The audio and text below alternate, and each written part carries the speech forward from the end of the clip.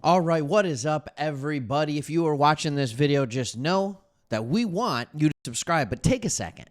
Watch the video if you like it, then hit that subscribe button. If you don't, move on to the next channel. That's okay with us, but we want to have you as part of this community. If you are unfamiliar with what we do here, my name is Craig. Me and my buddy Chris started this. We are big Detroit Lions fans, believe it or not, but we love teams in the NFL, especially those that the national media kind of ignores and doesn't really talk about. We feel like the Commanders are absolutely one of them. And in this video, we are going to be talking about a Commander that is already turning heads, that they have just unleashed, all right, as you can see in the title, and it was for something that nobody would expect him to dominate in. It was very, very encouraging news for a young tight end.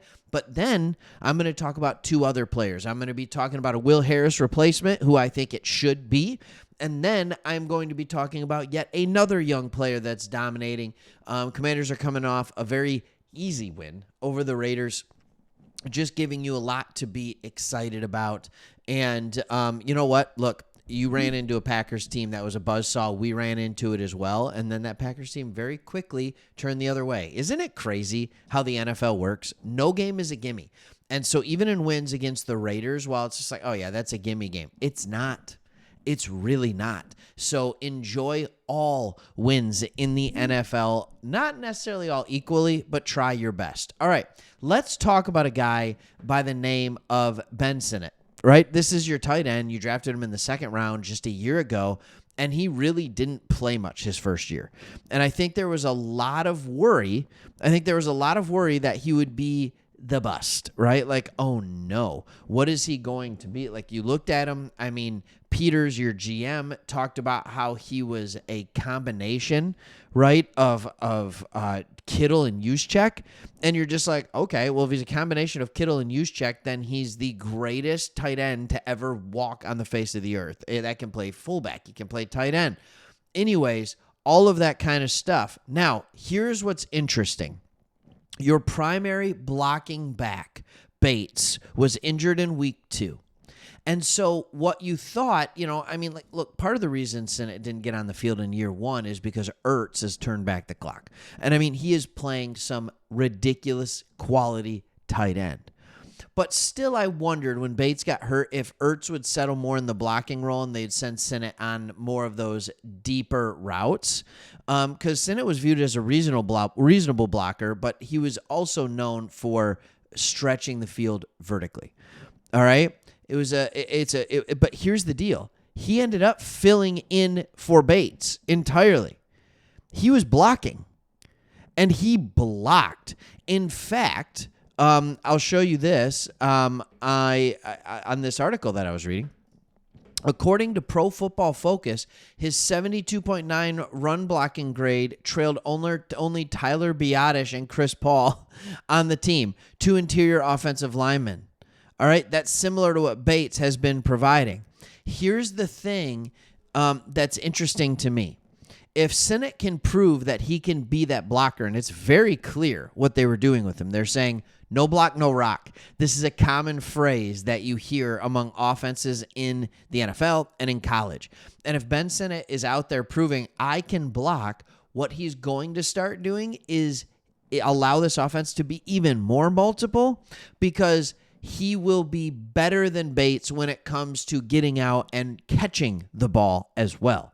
So if he can block at that same level, the multipleness that this creates when he goes out and actually runs a route, it allows you to go into more 2 wide receiver sets instead of 3 wide receiver sets. And you can play more 12 personnel where you have 2 tight ends and 1 running back, 2 wide receivers. And it just allows you to do more things, become more multiple, flex out a tight end, like just unbelievable what it does, but it allows you to be a legitimate threat to run the ball on every single play. And that is really important. Okay. I do want to talk about a couple of other things. All right. A couple of other things, all positive things. We're not going to go with the bad injury news yet here. I want to talk about a guy to replace Will Harris. And Will Harris had been playing some safety for you, right? And which is interesting to me because I remember him with the Detroit Lions, and he did not play well, but some of that I do believe is poor coaching. And so you're not replacing just this ridiculous safety in Will Harris. But where are you going to go? And I think there's a lot of options when it comes to that. You could go Percy Butler. You could go Savage. There's a lot of things you could do. But the guy that I love is Tyler Owens. See, what he doesn't do as well is play in the back. But when you need a guy that can play strong safety, and Harris was normally a strong safety playing alongside Quan Martin at free safety. And if you're looking for a strong safety, Tyler Owens is your guy. This is a guy who will come in there at a point I'm just absolutely blown away, and I don't think many people realize this about him. Tyler Owens is an athletic freak, and I mean like the freakiest of freaks. All right? When he ran, all right, East-West Shrine Bowl, all this stuff is unofficial, he would have been the number one safety to ever test. And a lot of that is because he's 6'2", 216 pounds, running under a 4.4. He is an athletic marvel. And when he's on the field, he looks like a tall, lean linebacker more than he looks like a big safety, I would say. And so if you can use him, put him in the box, things like that, again, you have to understand and you have to realize, like, this could be really good. The question is, how are you going to use him? I think they're going to play multiple safeties in the back end, but Tyler Owens is the one that I'd be saying, hey, he was undrafted, athletic freak, turned heads last year, and in practice and in preseason, things like that. Now he has an opportunity to actually play. I would love to see him get out there, watch to see if he takes the field this weekend. It would be a really good sign going forward. And then the next young person I want to talk to about is nobody other than Trey Amos. If you have been part of this channel for a while, you heard me from the time of the draft and then increased in rookie minicamp and then increased in OTAs and then increased in training camp. I kept talking about Trey Amos. There was just a different vibe around this guy. There was just simply a different feel around this guy where you knew he would combine his athleticism and he was looking like the number one corner drafted, even though he was drafted in the second round. He looked like he was a lock, and a lock is what he has been. I'm going to give you a couple of stats here. All right, first one. Trey Amos has been Washington's top cover corner through 3 weeks, both on the All-22 and analytically, and it isn't really close. In 3 starts, 84 coverage snaps, 42 in man. He only has 9 targets against, 4 catches have been allowed for 41 yards, 4 forced incompletions, and a 58.1 passer rating. By the way, I like looking at the passer rating one more than anything. Then when you go over again to Twitter, this is a chart. Top right, good. Bottom left, bad. All right, so it's a yards allowed per coverage snap versus passer rating allowed. So you want a low passer rating up top, and you want low yards allowed per coverage snap. Here is Trey Amos. All right, right here. I'll make my mouse big in case you can't. Well, yeah, right there. Trey Amos, right there.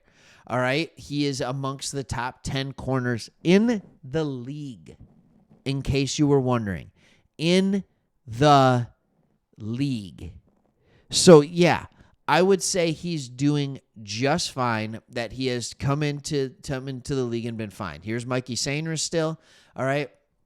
His passer rating allowed is really high, but yards per coverage snap are really low, so he's doing pretty well. And here's Lattimore right in the middle of the mix, all right? Marshawn Lattimore right here in the middle of everything. I guess I could have just highlighted the whole time. Congratulations, Craig. Welcome to being old. All right, so anyways, with all that, there are changes, don't get me wrong, but you easily won a game with your backup quarterback in. That's encouraging. There are some injuries, but again, you have a great GM, so there's a lot of depth that is reigning behind it. All right, thanks for watching. Make sure you hit that subscribe button if you're still watching, and we'll see you on the next one.